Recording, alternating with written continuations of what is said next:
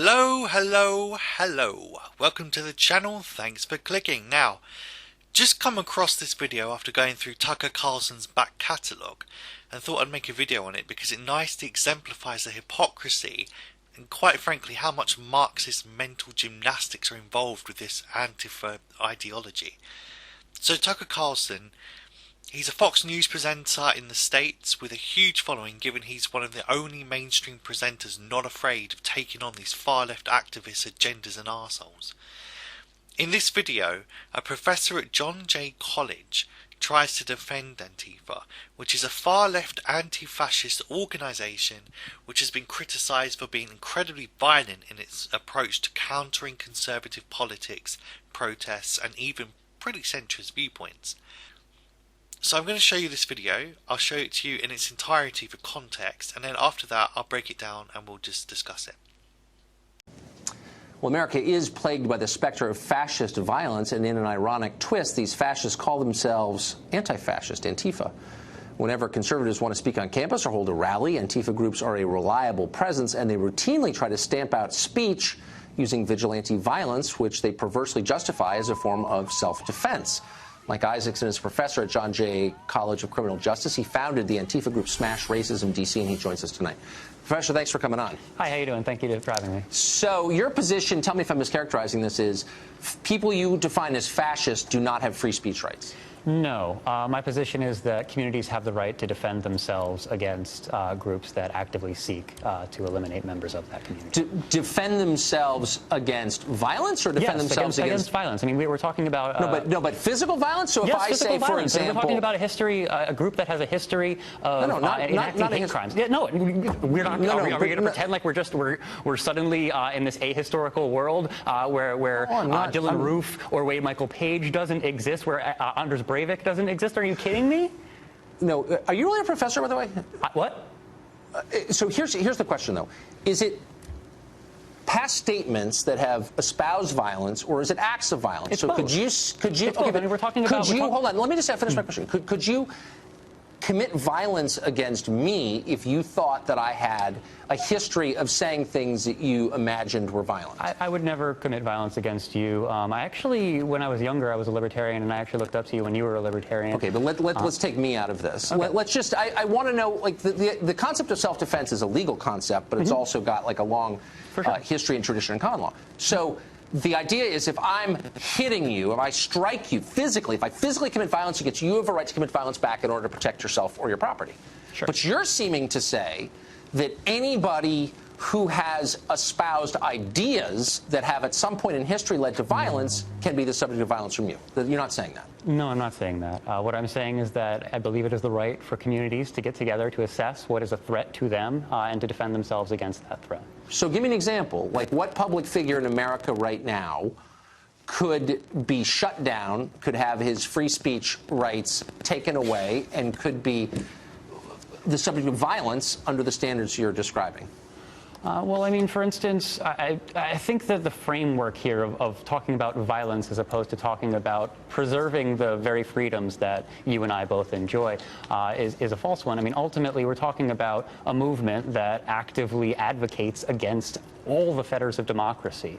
I mean, we're talking about Richard Spencer, who publishes on altright.com, publishes an article on July 28th by a man named Vincent Law, where the headline was, "To protect free speech, get rid of democracy." We really have to... You know what? Okay, so let's use that example. I disagree with that. I haven't seen the piece, but it doesn't sound like something I'd agree with. It's not. Does Richard Spencer have a right to speak in public? Richard Spencer is a danger to society. When he speaks in public, what he is doing, he is publicly recruiting people to his very violent movement, very violent ideology. So does he have a right to speak in public?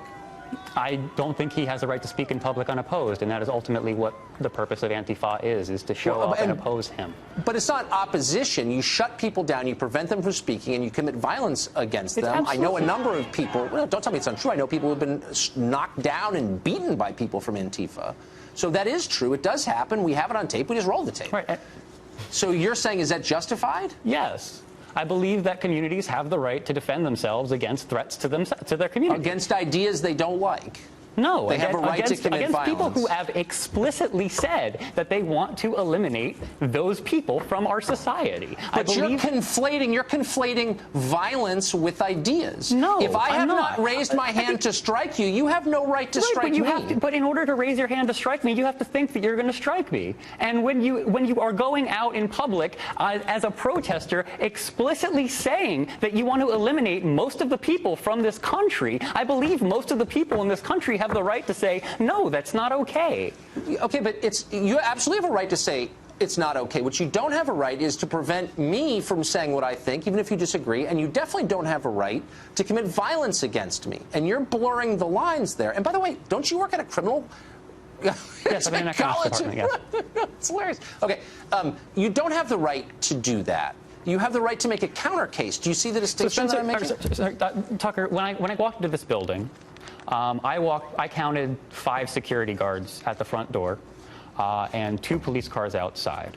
Are you going to tell me that the violence that they would enact against someone who is looking to do you or any number of the people that work here harm, are you going to tell me that the violence that they enact to protect preemptively the staff that are protected also by the barricades that you have? I don't even know what you're talking. I'm honestly not following you. Are you going to pretend that you don't have security?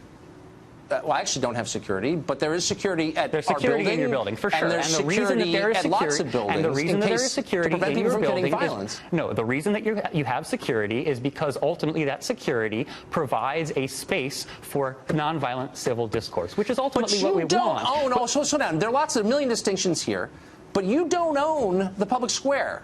You don't own the street. But I believe the public owns the public square. And at the end of the day, you're not in charge of the public, and you're not in charge of deciding. The public isn't even in charge of public.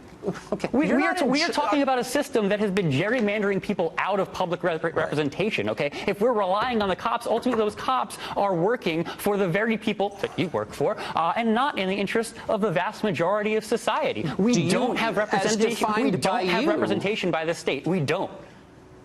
Okay, Like, last question. Do you teach students? I do. Huh. And do you teach them that the First Amendment does not apply to people they disagree with? I teach them to think critically, and that's why I'm very open about my anti-fascism and my anarchism. So if someone in your class said, you know what, I'm a Trump voter, I'm against affirmative action. I've had those, and I encourage them to research and explore and hold them to the exact same standards that I hold any other student. Yeah, I bet. I do.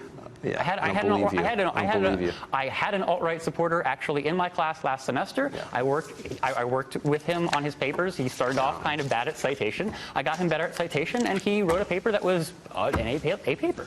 I mean, I am not discriminating against my students. Yeah. Ultimately, except you think that people you disagree should be beaten up, but whatever. All right, Congressman. Close, Professor. Thanks for coming on. I appreciate it. Okay, so you saw all that. So here's a quick summary of the guy that we're dealing with here. So Michael Isaacson became widely known when in August 2017 he posted a tweet glorifying the death of police officers. While working as a professor at a college of criminal justice, he posted that some of y'all might think it sucks being anti-fascist teaching at John Jay College, but I think it's a privilege to teach future dead cops. That was his tweet. The college's president immediately distanced the school from Isaacson's comments, claiming they posed a danger to faculty and staff, and immediately placed Isaacson on leave pending an investigation. Further research into Isaacson's previous online activities revealed a pattern of violent anti-government and law enforcement posts. A self-professed anarchist, Isaacson, for example, wrote in 2015 that the solution to American gun violence is more dead cops. In the week prior to the post that saw him suspended, Isaacson wrote, "What's even the point of a cop that isn't dead?" Wow. It's a privilege to teach future dead cops. Wow. Instead of apologising like a man, the guy went into hiding after spouting the usual cowardly backtracking crap by saying, "I was not really considering that people would take this seriously. I.e., it was all a joke, guys. Lighten up." But then he goes on to say, The content of the tweet is a fact because I teach police and everybody dies, including police. Oh, so it was a truthful statement then, was it? It wasn't a joke. Yeah, it sounds like he's trying to weasel his way out of something that cost him his job. Anyway, that is the kind of deceitful, toxic, hateful person we see exemplified in this video. So let's break this video down a little and let's see what he's actually saying, shall we? Of violence. It's so both. could you okay, I mean, we're talking about hold on, let me just finish my question. Could you commit violence against me if you thought that I had a history of saying things that you imagined were violent? I would never commit violence against you. Well, these tweets here suggest otherwise, given you have used the same threats against other conservatives you seem to disagree with. Or was that all a joke too that shouldn't be taken seriously? Sure. But you're seeming to say that anybody who has espoused ideas that have at some point in history led to violence can be the subject of violence from you. You're not saying that. No, I'm not saying that. What I'm saying is that I believe it is the right for communities to get together to assess what is a threat to them and to defend themselves against that threat. Oh, like the Chaz, the recent Capitol Hill Autonomous Zone, where far-left Antifa members set up their own insurrectionist sector in the middle of Seattle's streets, which started as a protest against fascist cops and capitalism, and then descended after a month into a nightmarish communist hellscape, which ended up resulting in the deaths of at least 2 adolescent boys, 2 additional shootings, 16 aggravated assaults, and all this among the daily rapes and robberies, which led to a 525% rise in crime between the period of the 2nd of June to the 30th of June. All this because these anarchists decided to implement self-policing, whereby incidents would quickly spiral to a point in which they lost all control.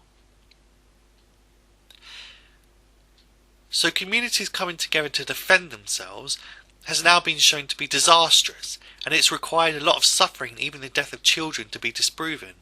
Shameful, absolutely shameful and tragic.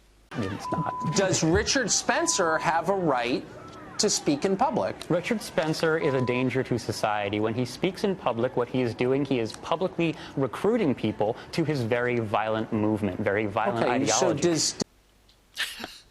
does this guy not hear himself? How are they this self-unaware? The irony is ridiculous. Mike here is speaking in public. He is advocating violence against what they would describe as fascists. They promote ideals such as the Chaz as a goal to strive towards as a society. As we've just seen, this is the real danger. Mike is dangerous. But I wouldn't advocate deplatforming him, because that just drives his supporters to become even more zealous. And also it's good to have his views aired on news channels like this, so he can expose himself and his views, allowing the public to see how truly deranged they really are. Does he have a right to speak in public? I don't think he has a right to speak in public unopposed, and that is ultimately what the purpose of Antifa is to show up and oppose him. Well, we could say the same about you for the very reasons I just outlined, couldn't we? But it's not opposition. You shut people down, you prevent them from speaking, and you commit violence against them. I know a number of people, well, don't tell me it's untrue, I know people who have been knocked down and beaten by people from Antifa. Yeah, like Andy Ngo, who is an American conservative journalist who got beaten to a pulp on camera in June 2019 by Antifa protesters while covering a counter-protest in Portland. So yeah, it does happen, Mike. It does happen. So that is true. It does happen. We have it on tape. We just roll the tape. Right. So you're saying, is that justified? Yes.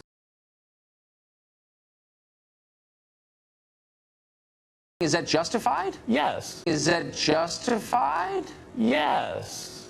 Justifying beating people up because they don't like opposing views. And this guy has the audacity to say that conservative speakers are a danger to society. Like, really? Like, really? Nuts. I believe that communities have the right to defend themselves against threats to their community. Against ideas they don't like. No, they have a right to commit against violence. people who have explicitly said that they want to eliminate those people from our society. Oh, like you're saying now, you mean? This is something you have to last understand. question. Do you teach students? I do. Huh. And do you teach them that the First Amendment does not apply to people they disagree with? I teach them to think critically, and that's why I'm very open about my anti-fascism and my anarchism. Okay, so an openly anarchist far-left professor teaching our children being the stuff of nightmares aside, getting them to think critically is good. But encouraging them to see all police as state actors simply sowing inequality and social division as a result of your personal political activism, I would wager is not going to teach them to be unbiased and fair in the way critical thinking really should be. That's the way it should be applied. It should be objective. You should see and study both sides of an argument. Critical thinking is not looking at society from a far left perspective and criticising absolutely everything, because everything under capitalism is inherently evil, and thus so are state actors like police. I feel like what he thinks critical thinking is, and what he's teaching his students, well, I think it's very worrying indeed.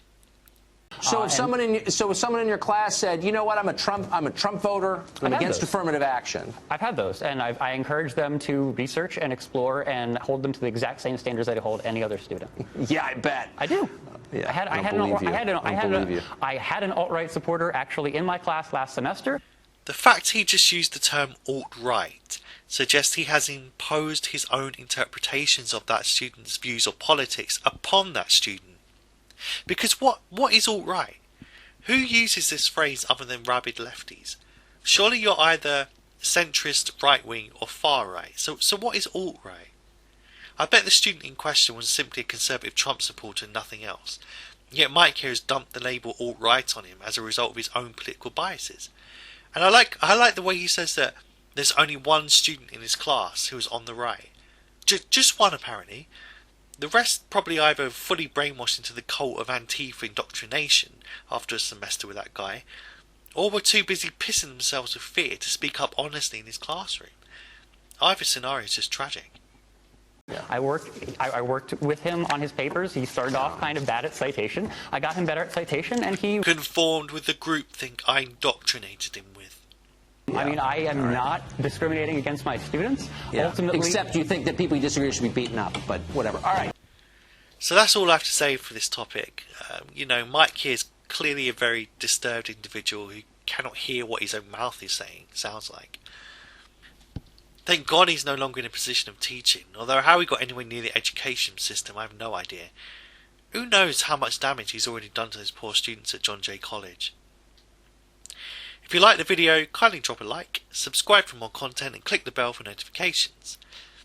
See you next time, and remember, don't be a Mike, don't be a Marxist. Now I know it's hard to spot them, so watch out, because as Mike proves, you don't have to have an elongated body part to be an anarchist, but it sure helps.